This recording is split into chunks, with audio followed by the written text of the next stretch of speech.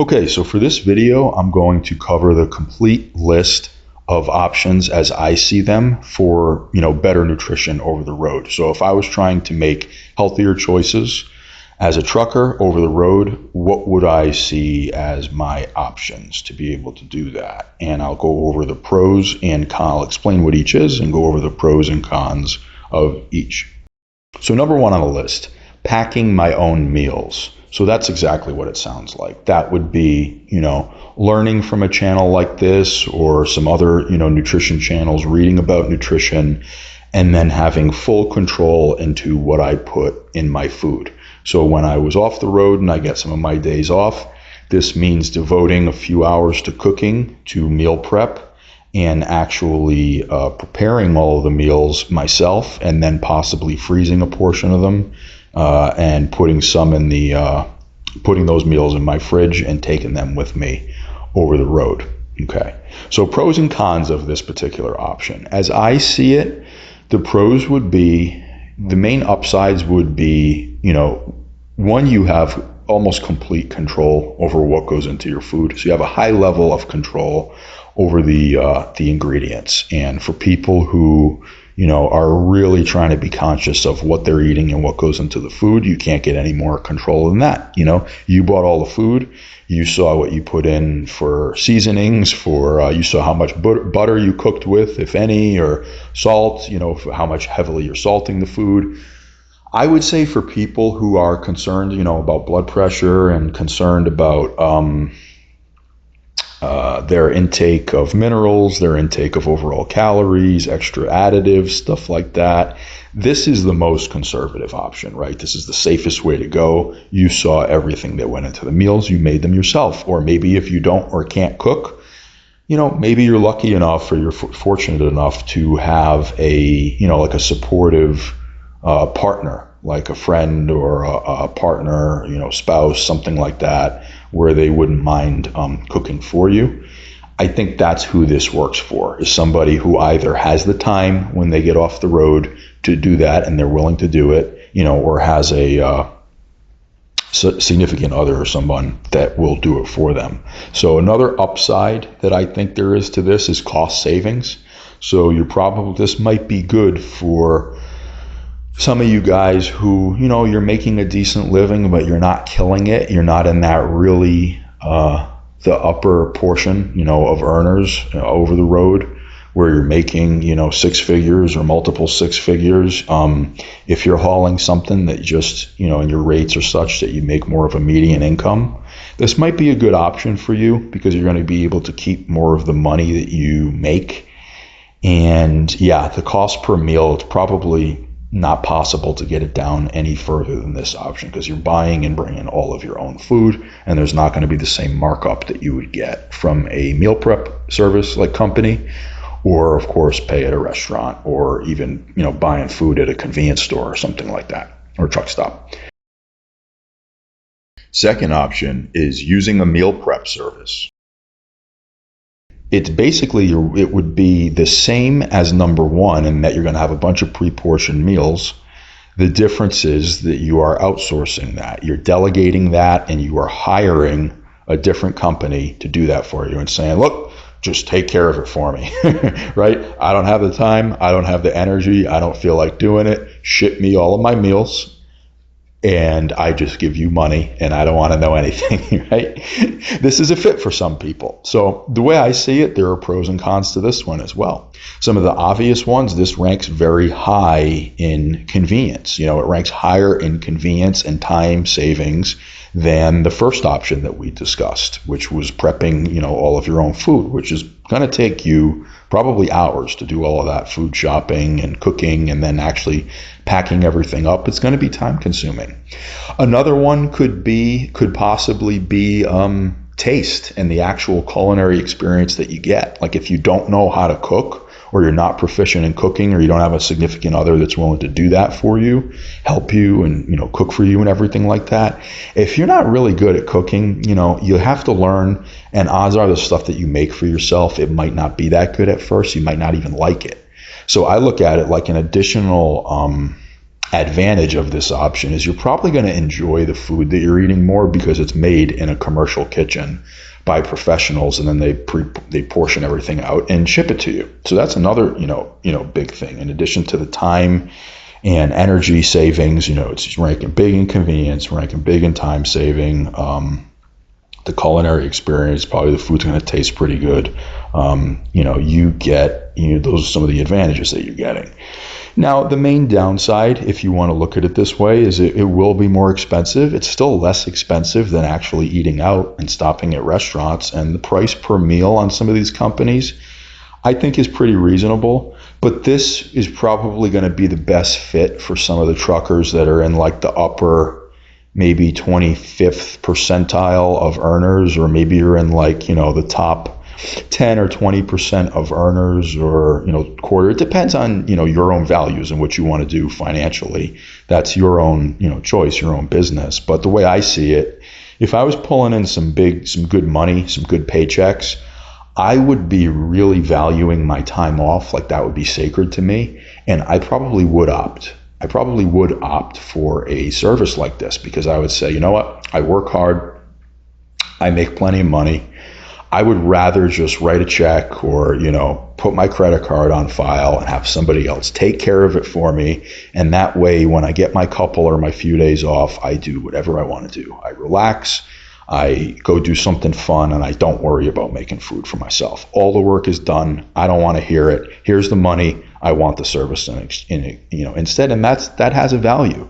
You're not silly or irresponsible for doing that. You're getting more time for yourself, or, with your kids, or to do what you enjoy doing, or to relax, or whatever it is. So that's the deal with that option. Number 3, stopping and buying groceries while over the road. How would I do that, or how would I be able to utilize that option if I don't have a kitchen with me over the road? I just have a refrigerator. Well, I'm going to be making a video where I do discuss what you can buy, what I would buy at a place like Walmart, say, if I were a trucker over the road. And you'd be surprised. There's actually a lot that you can eat from there. Excuse me, that doesn't require, much cooking or, a kitchen or anything like that. So this option is good because, again, it's not that costly. Usually there's going to be a lot of healthy options, and the convenience aspect of it. So I do want to emphasize why I would be going with a place like Walmart and using them, for example. A few things we have going here, for truckers when it comes to Walmart. Number 1, their actual presence, their locations. So their network of brick and mortar stores is massive, and they tend to be positioned off of major highways, off of major interstates, right off the highway. So there's that convenience aspect to it. They kind of are everywhere in most states. They have a big presence. Next is going to be the size of their parking lots, being, they're pretty open. There's usually a lot of space, kind of trucker friendly to be able to get in and out. And that is also, I know, very important for you guys. Number 3 would be, they all have grocery stores now, and there's some level of standardization or consistent inventory in these places. So if I make a video where I'm like, hey, what's up, guys? I'm going to show you what I would buy at Walmart, but the Walmarts that you go to don't have any of the foods that I showed you. Well, that's not going to be that helpful to you, right? So the good thing is they do have a lot of consistent, inventory. So if you choose to just follow or copy whatever I do, if you want to do that, you should be able to relatively easily. Number 4 is eating at a restaurant or getting takeout. Okay, so let me share with you my thoughts on this 4th and final option on the list. So when it comes to restaurants and takeout, I think this is your least ideal option. This is the one that we probably want to be gravitating toward the least, but we can still work with it, and I'll explain what I mean by that. I think that the disadvantages to this one are it's the least cost effective, and also you have the least control over what goes into the food. You're sort of at the mercy of what they're serving, at a particular establishment. The most that you can do is, request a modification, and maybe they will accommodate that. But I'll certainly share my thoughts on how I'd be modifying foods or requesting for the dishes to be modified, certain ingredients to leave out. I feel like I can help you on that front. So what I would tell you is there are a few different chains and franchises that have a good presence throughout the country and a good amount of locations that are located in plazas often, that especially later on at night before the traffic from the rest of the shoppers slows down, you can usually get a truck in. And also, I would be reminding myself, well, they also have to take deliveries. So for them to restock their food and, get food deliveries for their inventory, trucks are getting in and out of there somehow. I'm not saying it's easy, but the ones on that list that make my cut are the following: Cava, Sweet Green, and Codobo. So with those three, you can kind of work with it.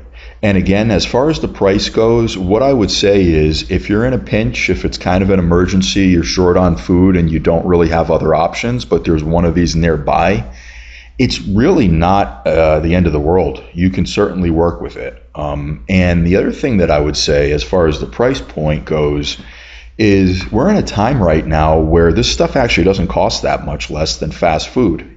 Obviously the drive-through type food is pretty unhealthy. One of the selling points of it used to be, in addition to taste, was that it was dirt cheap. It's not even that cheap anymore. So, you could potentially spend $15-20 at one of these places with a combo meal and a side, or you could get way better quality ingredients at one of the establishments that I just named, and maybe spend a couple or a few bucks more. And I also want to add, it's not for the same thing. So I don't want, you guys to feel like they're ripping you off. Essentially, the cost of the ingredients is also more. So that's what's being passed on to the customer, to the end consumer. But they have some decent high quality ingredients. So Cava is kind of like a Mediterranean style cuisine. Sweet Green serves all kinds of healthy options. And then Codobo is sort of like a competitor to Chipotle and has, like more, it's not authentic Mexican food, but like in that kind of, style.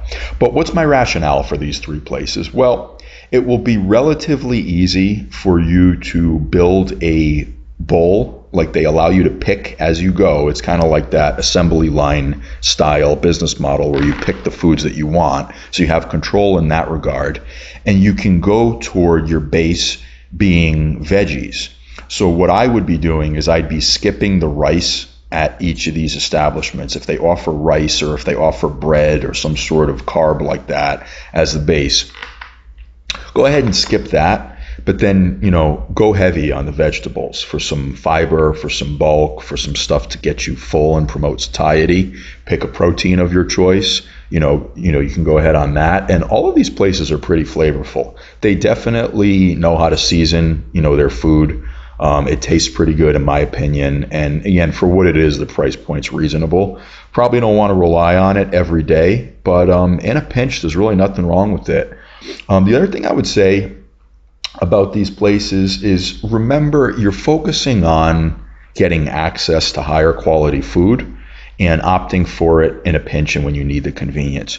Don't worry about if it feels like the brand fits you. What I mean by that is if you walk in and you just say, this isn't really my crowd, this isn't really my scene, I don't really, these are not people I would hang out with or whatever. It's something I've thought to myself. It's just don't even worry about it. Just get your food. Don't even worry about if it's not, really your scene in that regard. We're just trying to opt to eat healthier. Another thing that I can offer for you guys that should help when it comes to selecting healthier items on a menu is I'm going to be offering a free service where basically you can submit menus to me from places that you've encountered over the road, and I will assess and evaluate the menus and tell you what I think, what items I would order or how I would modify certain things, and I'll accompany that with like an explanation or a rationale as to why and, like the basis for my choices and my selection. So I'm looking to offer that.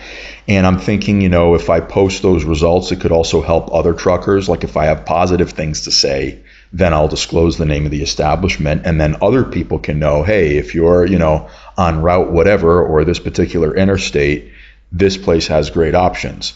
If it's mainly negative things to say, I'm going to, out of respect and courtesy to the business, leave the business name out so that they don't get any negativity, and I'll just look at the ingredients, and I won't, I'll share those ingredients and why I wouldn't really be ordering stuff off of this menu or recommend this kind of food, but I won't disclose, the place. So that's my plan as to how to help you with that option.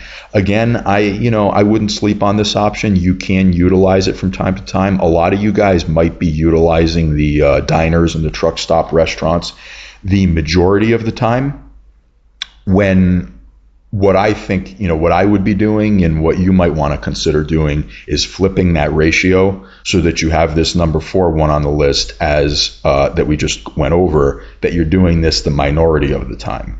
And the majority of the time, you're either packing your own meals or using a meal prep service where you're delegating it, right? And then only some of the time are you eating at a restaurant or utilizing this option. Also probably save you a considerable amount of money as well, and you can hold on to more of your paycheck. So those are my thoughts, on the different options as I see it over the road. There is kind of a 5th one that I will cover in a different video, and that's, selecting items from like a truck stop convenience store, like that part of a gas station or a fueling station. The reason it's not on this list because it's not really full meals. That would be more just like something to hold you over or a snack.